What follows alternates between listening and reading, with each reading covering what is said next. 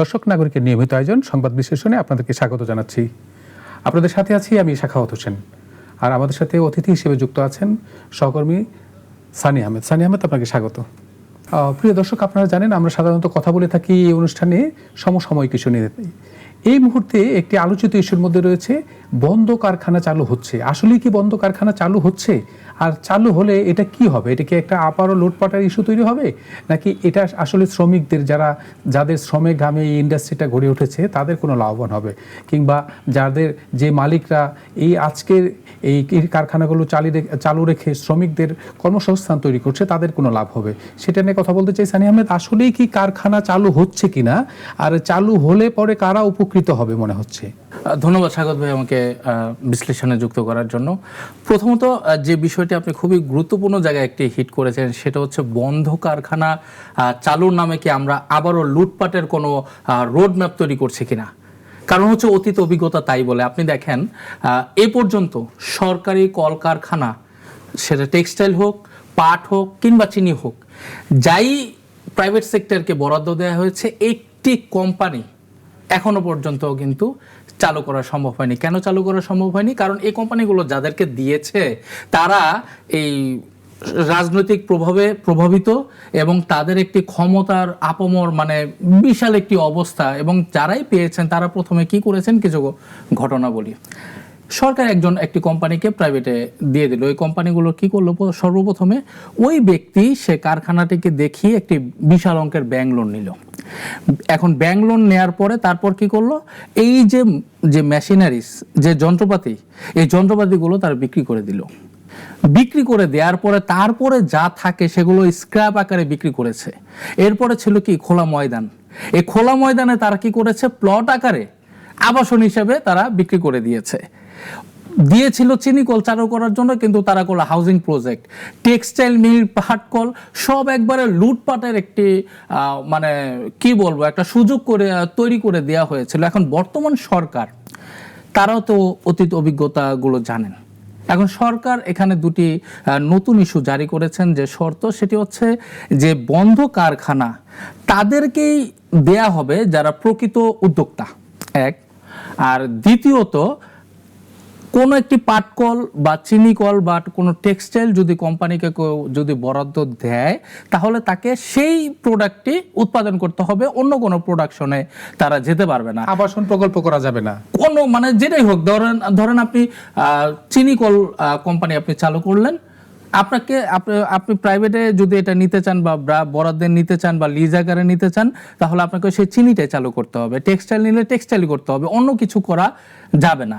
এই তো। আর আরেকটি যে বিষয়টা বলেন যে শ্রমিক কর্মচারী, সেটা খুবই চমৎকারভাবে বলছেন যে আসলে সরকারের মূল উদ্দেশ্যটা কি।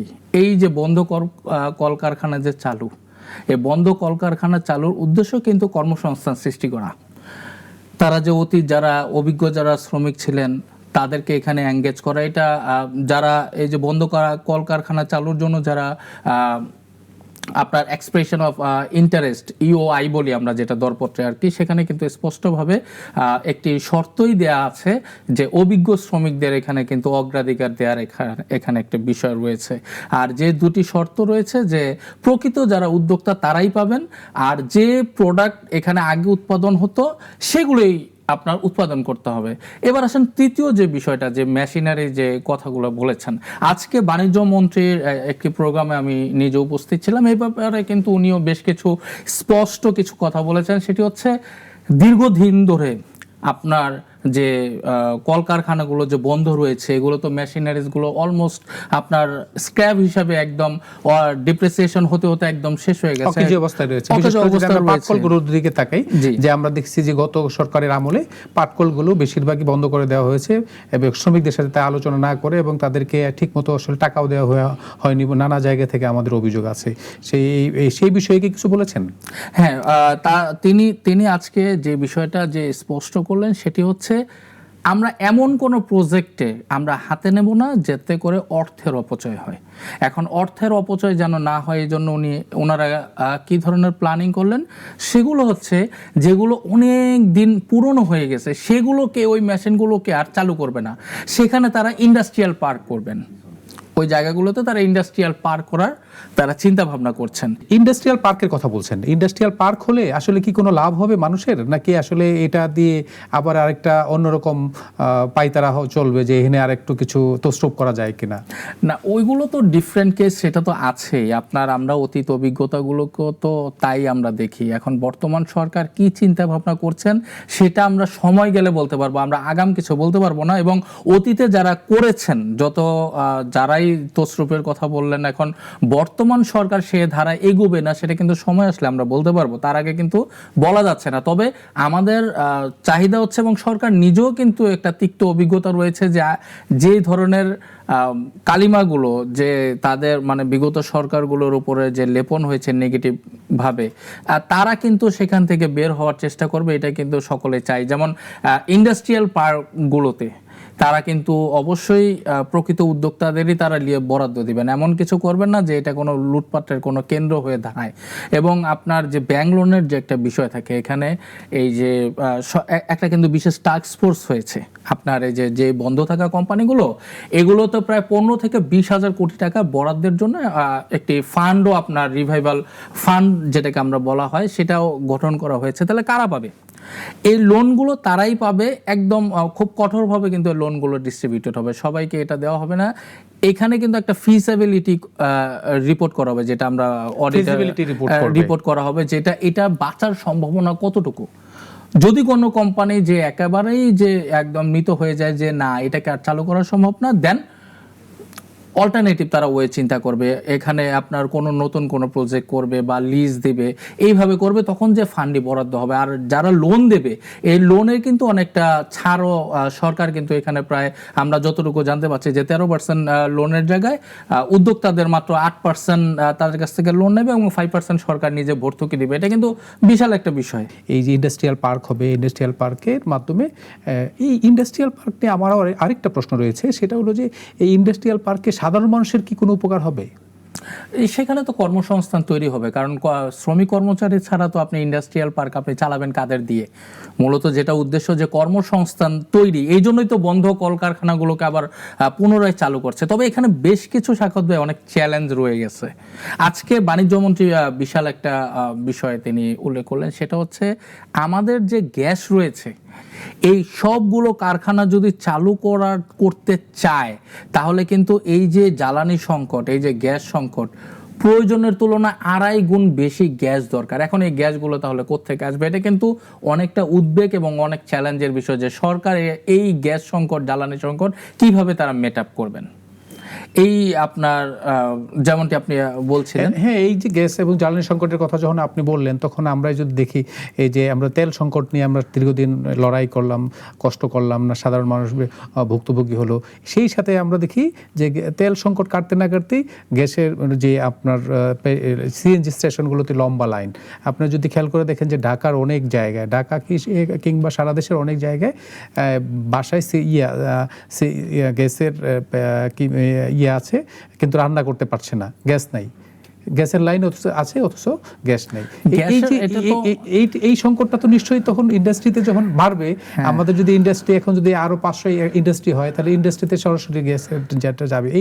এই সংকট মোকাবেলা নিয়ে মন্ত্রী কিছু বলেছেন? এই সংকট কিভাবে কাটাবেন? এখন আমাদের যেটা বলছিলাম, যে প্রয়োজনের তুলনায় আমাদের বন্ধ কলকারখানাগুলো চালু করতে 2.5 গুণ বেশি গ্যাস প্রয়োজন। এখন এই গ্যাসের আমরা কিভাবে আনবো? এখন এই গ্যাস আনানোর জন্য আপনার নতুন করে দেশীয়ভাবে নতুন গ্যাস অনুসন্ধান তারা কাজ করছেন, এবং আমাদের অল্টারনেটিভ যেটা আমাদের কাতার হয়ে বা ওমান হয়ে যে এলএনজিগুলো আমাদের দেশে আসতেছে, এখন সেগুলোর উপর নির্ভরশীল থাকতে হচ্ছে আমাদের। এখন এই গ্যাস সংকটগুলো এইভাবে আপনার কাটিয়ে উঠবে। তবে তারা যেভাবে আশাবাদ দেখাচ্ছেন, এটা বাস্তবতার সঙ্গে কতটুকু মিল থাকবে কি থাকবে না, সেটা সময় গেলেই আমরা দেখতে পাবো। কিন্তু আপনি যদি একটা জিনিস খেয়াল করেন, এই যে আমরা বন্ধ কারখানা চালু করলাম, সব কিছু ঠিকঠাক করলাম, সরকার নানা উদ্যোগ নিল, সরকারের কিন্তু মানে এই জায়গা থেকে আন্তরিকতার কোনো ঘাটতি নেই। কিন্তু আপনি দেখবেন যে এর আগেও এরকম আগের সরকার, নানা সরকার এই উদ্যোগ নিয়েছিল, এবং সেটা কি হলো, সেই সময় এই যে লোনের পরিমাণটা আমরা যেটা বলি যে হাজার হাজার কোটি টাকা লোন দিচ্ছে, এবং এগুলো পরে বিদেশে পাচার হয়ে গেছে। এই এই জায়গায় কি সরকার আপনার মনে হয় যে ঠিক থাকতে পারবে, নাকি আবারও আমরা আরেকটা এই এই ইন্ডাস্ট্রিগুলো চালুর মাধ্যমে আরো বিদেশে টাকা পাচার করার সুযোগ করে দিব? সরকার একটি বিশেষ যে টাস্ক ফোর্স গঠন করেছে, এখন এই টাস্ক ফোর্সের আওতায় আমরা দেখতে পাবো যে আসলে বাস্তবতা কি হচ্ছে, তারা এই লিজগুলো কাদেরকে দিচ্ছে। সরকার এখানে শুধু দুইটা শর্ত, প্রকৃত যারা উদ্যোক্তা তাদেরকে দিবে, যে প্রোডাক্ট এখানে উৎপাদিত আগে হতো সেটাই করতে হবে। এখন এই জন্য উদ্যোক্তা খুঁজে পাবে কিনা প্রকৃত উদ্যোক্তা, এখন দেখা গেছে যে আপনি একটা ইন্ডাস্ট্রি চালাতে পারছেন না 15 বছর 20 বছর, এবং শ্রমিকদের অনেক বকেয়া রয়ে গেছে। এখন আপনাকে যদি আমি দেই, তখন আপনিও তো চিন্তা করবেন যে এই এত বছরের লোকসানি একটা কোম্পানিকে আমি কি করে রান করব। তখন এই প্রকৃত উদ্যোক্তা খুঁজে পাওয়া যাবে কিনা সেটি কিন্তু একটা অনেক বড় একটা টেনশন বা উদ্বেগের একটা বিষয় কিন্তু সাক্ষাৎ ভাই রয়ে গেছে। এখন এই বিষয়টা সরকার কিভাবে রিকভার করবে? সরকার বলছে লোনের ব্যবস্থা করবে। এখন এই লোনগুলো তারা যে নিয়ে পরবর্তীতে যে খেলাপি হবে না, যদিও বলছে যে ওই ধরনের ফিজিবিলিটি রিপোর্ট দেখে যেগুলো প্রোডাকশন হওয়া বা বেঁচে আসার সম্ভাবনা তৈরি হয়েছে বা মুনাফায় আসতে পারে, এই ধরনের আপনার কোম্পানিগুলোকে, ফ্যাক্টরিগুলোতে সরকার ঋণের আওতায় নিয়ে আসবে বা লোন দেবে। এখন প্রকৃত অর্থে দেখার বিষয় থাকবে যে এগুলো তারা সঠিকভাবে ইউটিলাইজেশন করতে পারছে কিনা। এখানে কিন্তু স্বাগত ভাই, যদি সরকার আরেকটা প্ল্যানিং তারা করেছে, সেটি হচ্ছে যে আধুনিকায়ন। ধরেন আমাদের যে চিনি কল, আমাদের যে চিনি উৎপাদন হয়, চিনি উৎপাদনের মূল উপাদান কি? আখ। এই আখ কিন্তু হতে হতে 12-14 মাস 15 মাসের সময় লেগে যায়। চিনি কলকারখানাগুলো কাজ করে মাত্র 3 মাস, বাকি 9 মাস কিন্তু বন্ধ থাকে। এখন এই 9 মাসের যে খরচ হয়, এই কস্টিংগুলো অ্যাডজাস্ট করতে করতে দিন শেষে কিন্তু বিশাল আকারের লোকসানে চিনি কলগুলো বছরের পর বছর চলে যাচ্ছে। এখান থেকে কিন্তু একটা বের হওয়ার একটা সুযোগ তৈরি হয়েছে। আপনি যখন এই কথাটা বলছেন, তখন কিন্তু আপনি কি ভালো করে খেয়াল করে দেখবেন যে বিগত সরকারের সময় আমরা দেখেছি, এই যে আমরা লাস্ট সরকারের সময় দেখেছি যে এই যে 1.5 বছর যে ক্ষমতায় ছিলেন, চিনি বাংলাদেশের চিনি কলগুলোতে চিনি পড়ে আছে, কিন্তু বিদেশ থেকে চিনি আনতেছে, বেশি দামে চিনি আনতেছেন। এই যে প্রক্রিয়াগুলো, তার মানেটা কি যে আমরা দেশীয় ইন্ডাস্ট্রিকে এসব সরকারের পক্ষ থেকে পাইলটে দেওয়া হয় না নানা সময়? অনেক সময় এগুলো আপনার সিচুয়েশন ডিমান্ড করে, আপনার কি হচ্ছে না হচ্ছে সেটা, যেটা মানে বলছিলাম যে চিনি কলগুলো যে আধুনিকায়ন করা, এখন আমাদের কিন্তু শুধু আখের উপর যে নির্ভরশীলতা, এটা কিন্তু বের হয়ে আপনার এটাকে বলা হয় সুগার বিট টেকনোলজি। অর্থাৎ মাটির নিচে এক ধরনের মিষ্টি, অনেকটা আলু জাতীয় একটা সবজি হবে মিষ্টি, সেখান থেকে আপনার এই প্রসেসিং করে সেখান থেকে চিনি তৈরি হবে। এতে করে কি হবে, ওই যে আখের যে উপরে যে চাপ সেটা কমে আসবে। আর ওই যে আপনার সুগার বিটের কথা বললাম, এই সুগার বিটগুলো কিন্তু 4-5 মাসে অনেকগুলো হয়ে যায় এবং চাহিদার তুলনায় সেগুলো তখন বেঁচে যেতে পারবে। এগুলো গেল আপনার যে চিনি কলকারখানা বাঁচানোর যে আধুনিক যে একটা প্রক্রিয়া এবং পদ্ধতি, যেটা তারা চাচ্ছে যে এইটা অ্যাপ্লাই করার জন্য। আর সরকারি যে টেক্সটাইল মিলগুলো রয়েছে, এগুলো তো সাগত ভাই নাজেহাল অবস্থা, একদম যাচ্ছে তাই। আপনি যদি সরজমিনে একটু ঘুরে দেখেন, আমি কয়েকটা মিল ফ্যাক্টরি আপনার ঘুরে দেখেছি যে যেভাবে আছে সেভাবে পড়ে আছে, নষ্ট হয়ে যাচ্ছে, জং পড়তে পড়তে এগুলো একদম স্ক্র্যাপ হয়ে আছে। এখন এগুলো দিয়ে তো আর পুনরায় এগুলোর পিছনে তো এই মেশিনগুলো তো আর রিপেয়ার করে যদি সরকার চালাতে যায়, তাহলে তো it will be another loss project. এখন এই লস প্রজেক্ট যেন না হয়, সেই কারণেই সরকার একটি সুন্দর পরিকল্পনা করছে যে এগুলোকে আমরা কিভাবে নতুন করে তৈরি করতে পারি। বিদেশ থেকে, জার্মান থেকে যে আধুনিক যে আমরা টেক্সটাইল লুম বলি, যে অনেক আগে তো যেমন সুতা বুনন করতে অনেক দীর্ঘ সময় লাগতো এবং প্রয়োজনের তুলনায় খুব কম হতো, এখন আধুনিক যে যন্ত্রপাতি কম্পিউটারাইজড যেটা আপনার টেক্সটাইল লুম বলে, এইগুলো যদি সরকার অ্যাপ্লাই করে দেন যুগের সঙ্গে তাল মিলিয়ে কিন্তু এই টেক্সটাইল মিল, অনেক প্রাইভেট টেক্সটাইল মিল আমাদের লাভজনক চলতেছে না, তাহলে আমরা সরকার কেন পারছি না? আপনার প্রথমে এই লুটেরাদের ত্যাগ করতে হবে। এই যে লুটেরার কথা বললেন, আমরা যদি খেয়াল করে দেখি যে আমরা বারবার বলছি যে সাবেক আওয়ামী লীগ সরকার, যেটা 15 বছর 17 বছর লুট করে নিয়ে গেছে অনেক হাজার কোটি টাকা, হাজার কোটি টাকা, কিন্তু আমরা কিন্তু এটাও দেখি যে আমরা যখন পরবর্তীতে সরকার আসলো, যেটা আমরা বলি যে এই যে সরকার ডক্টর ইউনূস নিয়ন্ত্রণে যে সরকারটা ছিল 1.5 বছরের মতো, এর চাইতে গত 15 বছর যে লুট হয়েছে তার চাইতে আরো বেশি লুট হয়েছে। এই তথ্য কিন্তু আসছে। আসছে এখন গণমাধ্যমে, তার মানে এটা কি আমাদের দেশ লুট হতেই থাকবে? আপনার কি মনে হয় যে এই সরকার পারবে সেই লুটেরাদের এই খাবার বন্ধ করতে? এখন মানে প্রথমত এই যে গণমাধ্যমের কথা বললেন, গণমাধ্যমের যখন ইউনূস সরকার দায়িত্ব ছিল, আমরা যে সরকার যে চলে যায় আমরা তখন তার বদনাম করি, আর যে এক্সিস্টিং থাকে তাকে তেল মারি। এ হচ্ছে আমাদের বর্তমান সাংবাদিকতা। I am sorry to say. আপনার তাহলে থাকাকালীন সময়ে তারা এই গণমাধ্যমের রিপোর্টগুলো কোথায় ছিল? আপনার একটি জাতীয় দৈনিকে আপনার এই যে সাবেক মানে বর্তমান রাষ্ট্রপতিকে নিয়ে বিশাল বড় একটি সাক্ষাৎকার দিয়ে প্রধানমন্ত্রীকে তেল মেরে অনেক ফুলিয়ে ফাপিয়ে তারা দেখা কিছু হয় কি না, মানে কিছু পাওয়া যায় কিনা, যাই হোক আমি সে প্রসঙ্গে যাব না, সেটা আমরা ছিলাম। অন্তর্বর্তী সরকার কিন্তু আর যাই করুক, আপনার কোনো টাকা যে লুট হবে, বিদেশে পাচার হবে, এই ধরনের কোনো একটা সিস্টেম, যদিও মানে আমাদের কাছে অভিযোগ আছে যে কিছু হয়েছে, কিন্তু আগের মতো এমন র্যান্ডমলি হয়নি, এবং রেমিটেন্স এবং যে রিজার্ভ ছিল এই রিজার্ভ দিয়ে কিন্তু তারা অনেকটা স্টেবল করে গিয়েছে। আমরা সেটা দেখতে পাচ্ছি যে নানা জায়গায় নানা রিপোর্টেও দেখতে পাচ্ছি যে সরকার নানা ধরনের পদক্ষেপ নিচ্ছে যেগুলো আসলেই সুদূর প্রসারী মনে হচ্ছে। আপনি বলছিলেন যে কারখানাগুলো চালু হলে এক ধরনের পজিটিভনেস আসবে, এবং বর্তমান সরকার সেই উদ্যোগ, কারণ বর্তমান সরকার কিন্তু কর্মসংস্থান তৈরি করতে চায়। আমি এই জায়গাতেই যেতে চাই না, আমরা যেতে চাই যে নতুন যে ব্যবসায়ী উদ্যোক্তারা আছেন, এই সময়টায় যদি নতুন উদ্যোক্তারা যদি না আসেন, তারা কিন্তু এই ব্যবসায় এই যে সৎ ব্যবসা যেটা আমরা বলি সেটা হওয়ার সম্ভাবনা কম থাকে। এই জায়গায় যে আমলাতান্ত্রিক জটিলতাগুলো যে আছে, আপনি তো খেয়াল করে দেখছেন যে ব্যবসা বাণিজ্য করতে গেলে নানা জায়গায় ট্যাক্স ব্যাট থেকে শুরু করে কাগজ, এই ফাইল থেকে ওই ফাইল, এই দপ্তর থেকে সেই দপ্তর থেকে টেবিল আপনার শুধু ঘুরতে হয়। এইটার কি সমাধান হবে মনে করছেন? সেটা সমাধানের জন্য যদিও বলা হচ্ছে যে একটি পরিকল্পনা নিয়েছে, এবং যেটাকে উদ্যোগও বলবো, সেটা হচ্ছে ওয়ান স্টপ সার্ভিস। আপনার বিডায় কিন্তু একটি ওয়ান স্টপ সার্ভিসের একটা ওয়েবসাইট আছে, যেখানে একই ওয়েবসাইটের মধ্যে সব ধরনের সেবা। এখন আপনি ইন্ডাস্ট্রি চালু করতে যাবেন, এখন ইন্ডাস্ট্রি মিনিস্ট্রির একটা অ্যাপ্রুভাল লাগবে, আপনি ওইখান থেকে পাচ্ছেন একই জায়গায় সবকিছু।